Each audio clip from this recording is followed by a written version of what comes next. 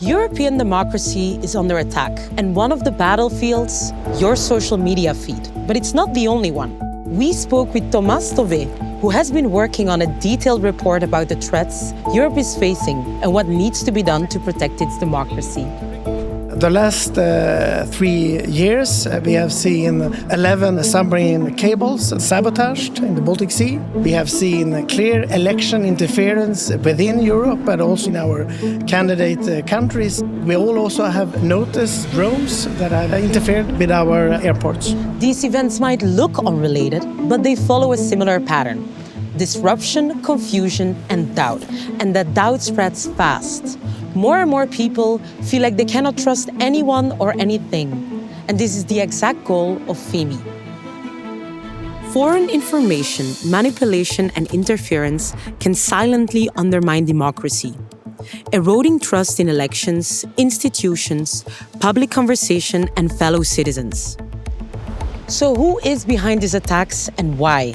And if the real target is our trust, what does a working defense even look like? Mr. Tobé, scrolling through our social media feeds today, many people feel like they can't trust what they see anymore. Does this happen to you? I think it happens to all of us right now because Europe is under attack. The main actors are the Russian troll factories and the Russian bot networks. But we also have other actors like Iran, Belarus, China, and if you mix this with the online platforms that are providing the infrastructure, and these Chinese and American tech giants, they don't take enough responsibility, this becomes a very dangerous cocktail. So your report identifies a number of serious threats to European democracy. Can you give us some concrete and recent examples? We saw in the 2024 presidential election in Romania, we had 175,000 spam accounts on TikTok that, of course, was promoting a certain candidate and trying to influence the election. And this is very serious because we don't want foreign malicious countries trying to influence us and try to interfere in our elections. Do I understand it correctly that you see that these events are all related? I think it is very clear, and I think we could be rather outspoken about it. Russia doesn't want a strong Europe, doesn't want a united Europe, and they are trying to weaken us, and they are trying to weaken us from within. In what way is every European affected, even if they don't even notice it? Well, I think for everyone it's very hard to know today, is this even correct information? And if you start to question that, you start to question, can I trust the institution? Can I trust the society? And that is, of course, not something that we can accept anymore.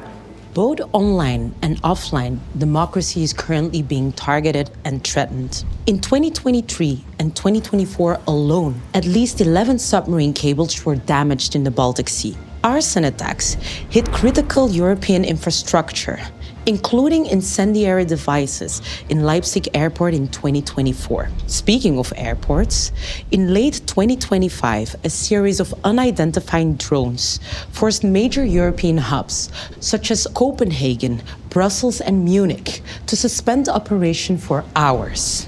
These aren't isolated incidents, but they're part of a coordinated hybrid warfare that targets Europe's digital and physical infrastructure. This is not a challenge any one country can solve alone. When interference spreads across borders and platforms, defending democracy becomes a shared responsibility. This is why the European Parliament is pushing for a coordinated approach, one that focuses on preparedness, operational capacity, and resilience. But what does that mean in practice? And how is the EU trying to fight back? Could you tell us more about what the Parliament and the EU have already worked on so far? We are trying to counter disinformation. We are building resilience. We are doing our best with the means that we have right now. But my conclusion and the European Parliament conclusion is this is far from enough. What are EU 3 most effective tools against foreign interference? Firstly, the Digital Service Act that makes sure that we set the rules of the game on social media here in Europe. That needs to be enforced. Secondly, I would mention our legislation that we have taken on cyber security. And lastly, of course, also on political advertising, that we make sure that foreign actors cannot fund political parties in Europe. European Democracy Shield. In simple terms, what is it and why do we need it now? Well, this is a cross-sector initiatives that means that we need to counter the FIMI attacks against Europe, but it's also about building resilience in our societies, so we all can get better to also detect when we are faced with disinformation or manipulation, but also that we are more active in the way to make sure that the online platforms also take their responsibility. What needs to be done to protect elections if we're going into the elections as the heart of our European democracy? We need a common center to combat disinformation and manipulation campaigns against Europe. We also need to identify our election infrastructure as critical infrastructure. I also think it is important that we become less dependent on foreign digital solutions. For example, if you look at the different cloud services that are being offered, we can see that most of it is outside of Europe.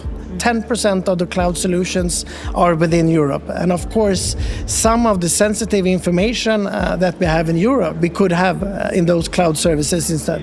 Your report talks about moving from defense to offense. What does that mean in practice? We are quite okay in assessing the disinformation and the manipulation that we see in Europe, but we are mainly reacting.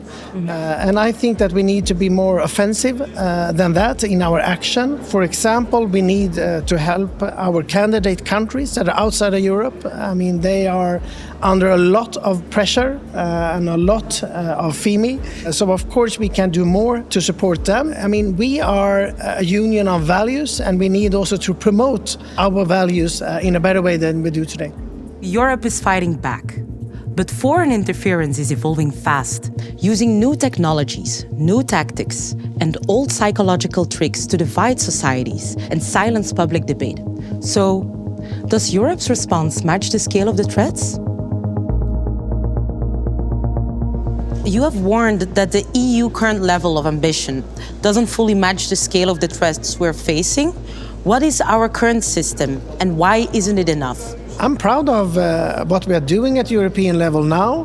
What we need now is proper funding, that we take this serious and that we show that we will not accept this situation anymore in Europe. And that's what I'm hoping to get a broad support for here in the European Parliament, because I think that we need to make sure that we can better support our member states in the Union, and we need to understand that this threat is real. In May 2025, Parliament adopted a resolution stressing the need for continued budget support for the Democracy Shield. Why is adequate funding critical? Because if we don't invest more in Europe, for sure our enemies will be more successful. They are investing massively to destabilize Europe. And of course we need to counter that, and we also need to take it more serious than we do today. You can argue that individual EU countries can't counter these threats effectively on their own. How can we reduce fragmentation? It's a very good question, because of course, I mean, holding elections is up to every member state. But also if we create a center where we can also spread the knowledge and spread the information between us, of course, then we can also protect Europe as a whole. And I think a lot of this is about awareness, building resilience in the society, making sure also that politicians in a way are a bit brave and bold. For example, we cannot let Chinese and American tech giants bully us around in Europe. We decide the rules here in Europe. And how can the fight against disinformation protect freedom of expression? For me, it is about to have a free and open debate, but you don't really know who you're debating with today. That is a problem. And you can see that the online platforms are using algorithms in a way that doesn't give a fair debate. For me, it's really about how they try to rig the debate. That needs to change. My goal is I don't want any bots trying to interfere, trying to create more likes for some post that some politician has written. We need to get better at acting on ongoing threats. We should not only assess them after it's happened. We need to be proactive from the beginning. Disinformation and malign interference are not a passing trend. They are part of a long-term challenge on how democracies function, targeting elections, public debate, and trust in institutions. This is why Europe is responding with new tools and stronger coordination to make our democracy more resilient to interference of any kind. Because a resilient democracy is not one without threats, but one that knows how to face them without losing what makes it democratic. If you want to check how well you can spot disinformation and malign interference, look for our series about different fact-checking techniques on our YouTube channel or on our website. Follow us on social media and let us know what you think about this issue.